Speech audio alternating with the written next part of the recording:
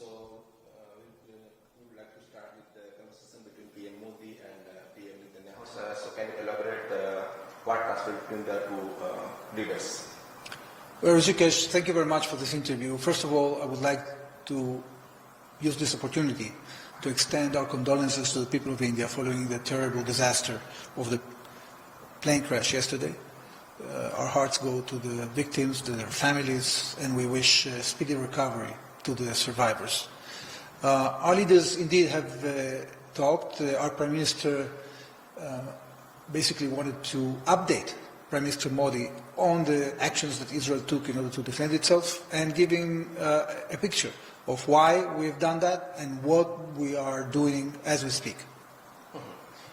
PM Modi has asked Israeli side that even both the countries that if possible talk to each other and somehow de-escalate the situation.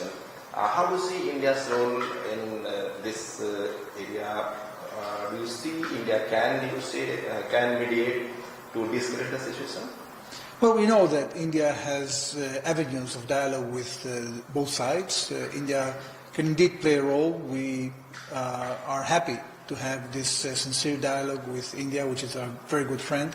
And we listen carefully to your concerns. I think that they are legitimate. No country in the world is interested in this kind of situation, but it's very important to understand that we had no choice whatsoever, because what we've done is we have removed an existential threat that was imminent, because there was this clandestine group of Iranian officials that were basically arming or trying to build a nuclear weapon. So we had taken action against that because we know that the Iranian regime not only was building a nuclear weapon, but actually has the intention to use this weapon in order to exterminate us, because this is what they have stated time and again, including this month. The Supreme Leader of Iran has said that they are determined to remove what they call this cancerous tumor.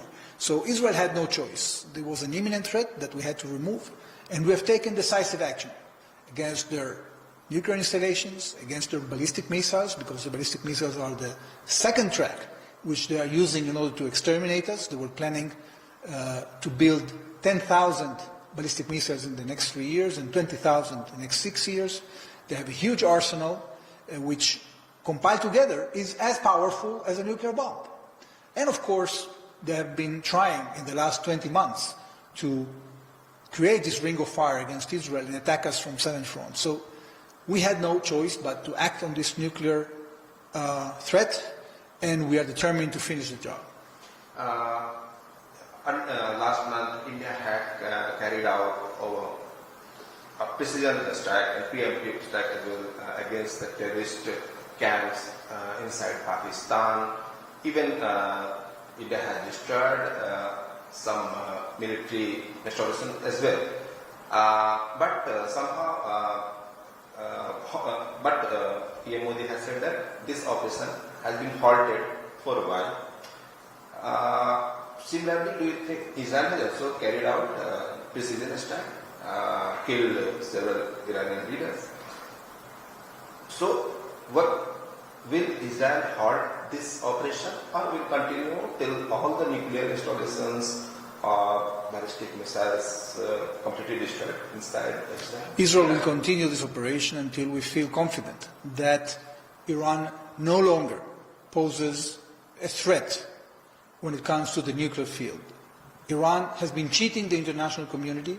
The IAEA, which is in charge of enforcing the NPT, has determined clearly that Iran has been in breach of the safeguards agreement, and there was an international resolution that was approved only yesterday that determined that Iran is in non-compliance.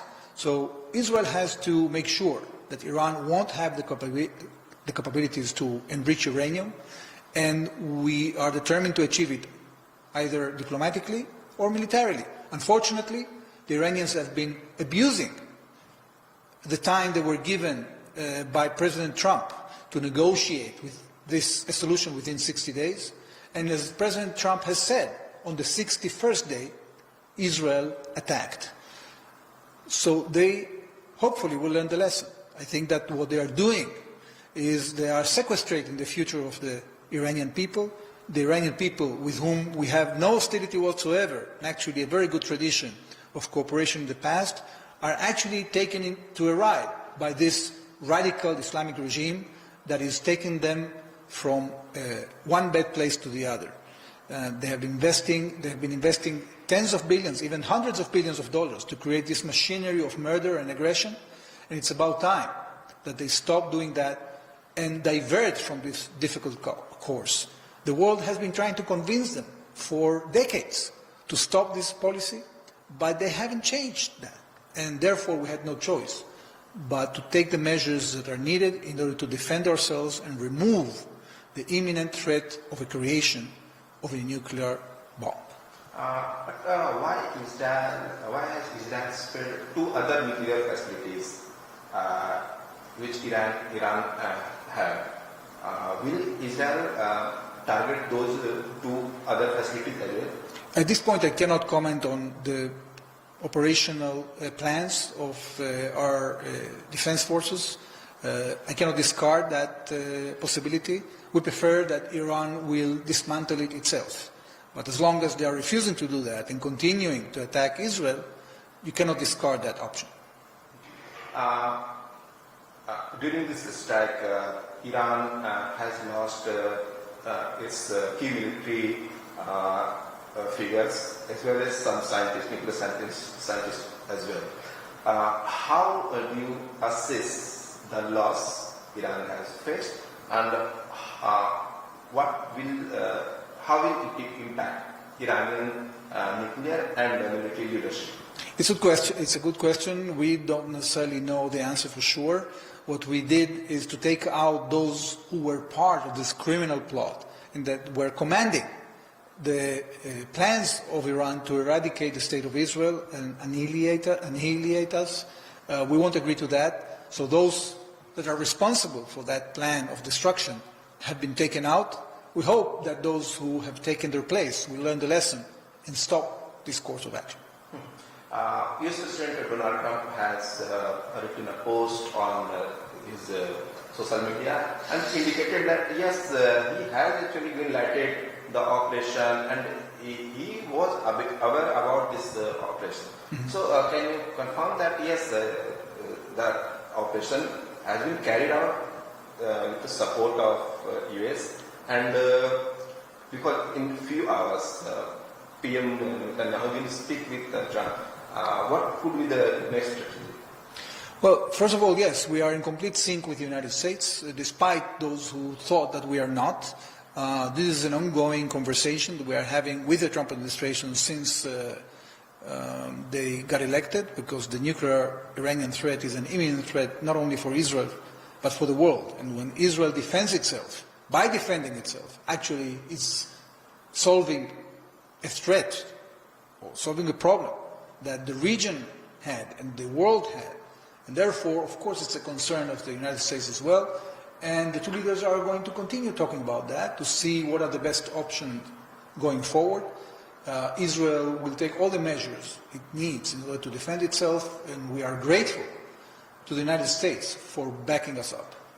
My last question is, do you think, do you anticipate that some of the Gulf countries or Middle East countries can join this, or can support Iran against this operation? I don't think so. I think that the Gulf countries have suffered a lot from Iranian aggression. Iran in the past has attacked multiple times different Gulf countries. They've taken out almost 5 years ago the entire half of the oil operation of Saudi Arabia. They've been infiltrating agents into different countries of the Gulf and causing havoc and destabilizing the region. So I'm sure that despite the fact that the Gulf countries are concerned from the situation, they are quite satisfied that Israel is removing this threat, which is also a threat against their national security. One more question, sir, because IAEA has condemned the attack on nuclear facility, citing that it may have some environmental impact, or civilians may face some kind of difficulties. How will you justify this attack against nuclear facility? Well, while we appreciate the role of the IAEA, it doesn't mean that we will deprive ourselves from our right from self-defense against a country that is sworn to destruct us, to destroy us, and actually is pursuing the means to do it. And therefore, Israel has no choice. It's better to deal with it now, when Iran hasn't built yet a nuclear weapon, than deal with it after that, when Iran would possess hundreds, if not thousands, of ballistic missiles armed with nuclear weapons. Therefore, I think this is a great move that is going to save a lot of bloodshed and is going to bring more stability to our region. Thank you. Thank you, Rishikesh. Thank you very much.